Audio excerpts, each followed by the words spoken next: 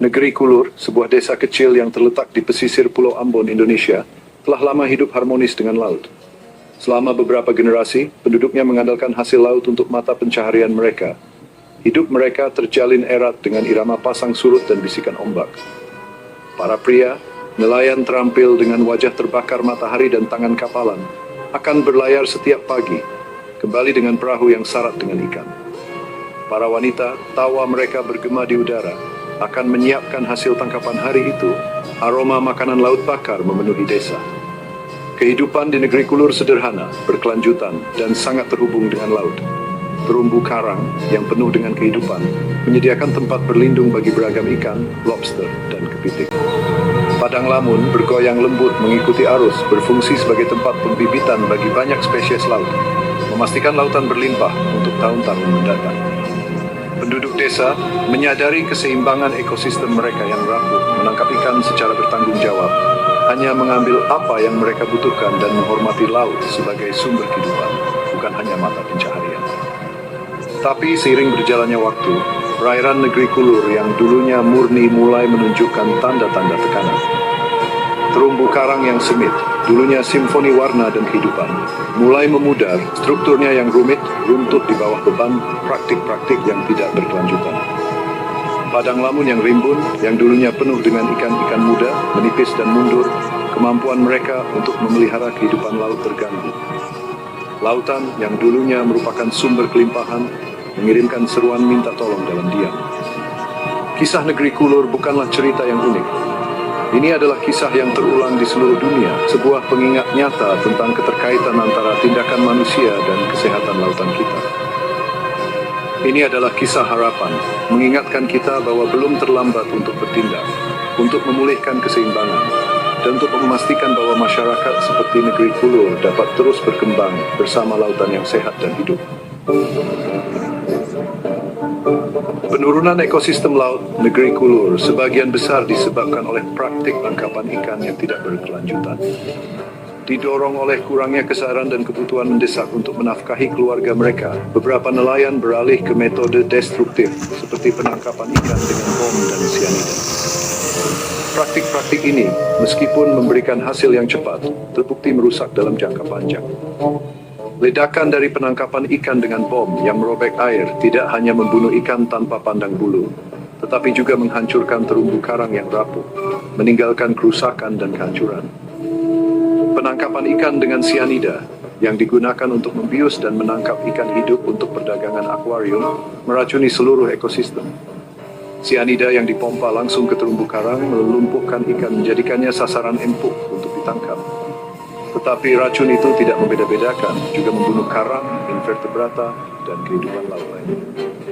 Konsekuensi jangka panjang dari praktik-praktik ini mengerikan, memusnahkan populasi ikan, menghancurkan habitat, dan mendorong ekosistem ke jurang kehancuran. Menambah masalah adalah meningkatnya pariwisata, yang seringkali dikelola dengan buruk dan kurangnya kesadaran lingkungan. Wisatawan yang ingin merasakan keindahan bawah laut negeri Kulur tanpa sadar berkontribusi pada kerusakan. Jangkar perahu yang sembarangan dijatuhkan di terumbu karang menghancurkan struktur yang rapuh, menyebabkan kerusakan yang tidak dapat diperbaiki. Para perenang snorkel dan penyelam yang tidak menyadari pentingnya menjaga jarak aman, menginjak-injak karang, mematahkan cabang-cabangnya, dan mengganggu keseimbangan ekosistem yang rapuh. Efek kumulatif dari praktik-praktik ini sangat merusak. Terumbu karang negeri Kulur yang dulunya berkembang pesat, kini memutih dan tandus, menjadi pengingat nyata akan konsekuensi dari aktivitas manusia yang tidak terkendali. Ikan yang dulunya berlimpah menjadi langka, populasinya hancur oleh praktik penangkapan ikan yang merusak. Padang lamun yang tercekik oleh sedimen dan polusi, kesulitan untuk mendukung kehidupan laut yang mengandalkannya untuk bertahan hidup. Degradasi lingkungan laut negeri Kulur berdampak besar pada ekonomi lokal, terutama pada mata pencaharian para nelayan yang bergantung pada laut untuk kelangsungan hidup mereka. Hasil tangkapan yang dulunya melimpah kini menyusut, dan para nelayan yang dulunya kembali ke pantai dengan perahu yang penuh dengan ikan, kini disambut dengan jaring kosong dan hati yang sedih.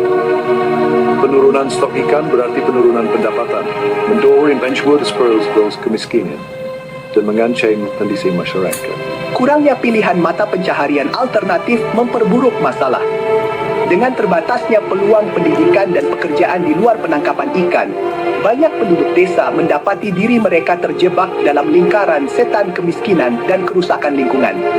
Generasi muda yang menyaksikan perjuangan ayah dan kakek mereka mulai kehilangan harapan, impian mereka akan masa depan yang sejahtera memudar seiring dengan kesehatan laut. Pariwisata yang dulunya dipandang sebagai sumber pendapatan potensial juga ikut terkena dampaknya. Daya pikat keindahan bawah laut negeri Kulur memudar saat terumbu karang yang dulunya merupakan permadani kehidupan yang semarak berubah menjadi gurun yang sunyi. Wisatawan yang mencari tujuan menyelam dan snorkeling yang masih asli mengalihkan perhatian mereka ke tempat lain, membawa serta bisnis dan potensi pendapatan mereka. Kesulitan ekonomi yang dihadapi masyarakat berdampak luas, memengaruhi pasar lokal, restoran, dan bisnis lain yang bergantung pada industri perikanan dan pariwisata. Kisah negeri Kulur menjadi pengingat yang pedih bahwa kerusakan lingkungan bukan hanya krisis ekologi, tetapi juga krisis sosial ekonomi. Kehancuran ekosistem laut memiliki konsekuensi yang luas, berdampak tidak hanya pada kesehatan laut, tetapi juga pada kesejahteraan masyarakat yang bergantung padanya. Meskipun situasinya mendesak, intervensi yang efektif untuk mengatasi penurunan ekosistem laut negeri Kulur berjalan lambat. Meskipun ada upaya sporadis oleh LSM lokal dan kelompok masyarakat untuk meningkatkan kesadaran tentang konservasi laut, inisiatif ini seringkali kekurangan sumber daya, koordinasi, dan visi jangka panjang untuk membawa perubahan yang berarti. Tidak adanya upaya yang kohesif dan berkelanjutan telah memungkinkan masalah ini terus berlanjut, mendorong ekosistem lebih dekat ke titik tidak bisa kembali. Universitas dengan kekayaan pengetahuan dan keahlian mereka dalam ilmu kelautan memiliki peran penting dalam mengembangkan dan menerapkan strategi konservasi yang efektif. Namun, keterlibatan mereka di negeri Kulur masih terbatas, seringkali terhambat oleh kurangnya dana, tantangan logistik, dan keterputusan antara penelitian akademis dan aplikasi praktis. Pengetahuan yang dihasilkan di dalam tembok universitas perlu diterjemahkan ke dalam solusi nyata yang dapat diterapkan di lapangan, memberdayakan masyarakat lokal untuk menjadi penjaga sumber daya laut. Pemerintah juga memiliki tanggung jawab untuk melindungi dan mengelola sumber daya alam negara, termasuk ekosistem laut. Meskipun sudah ada undang-undang dan peraturan untuk mengatur praktik penangkapan ikan dan melindungi kawasan laut, penegakannya masih lemah. Kurangnya sumber daya ditambah dengan kurangnya kemauan politik telah menghambat penerapan langkah-langkah ini secara efektif, memungkinkan praktik-praktik yang merusak terus berlanjut tanpa terkendali. Kurangnya koordinasi dan kolaborasi antar pemangku kepentingan semakin memperburuk masalah.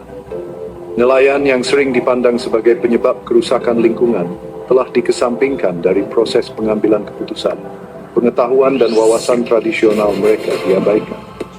Strategi konservasi yang berhasil harus melibatkan semua pemangku kepentingan, menumbuhkan rasa kepemilikan dan tanggung jawab bersama atas kesehatan ekosistem laut.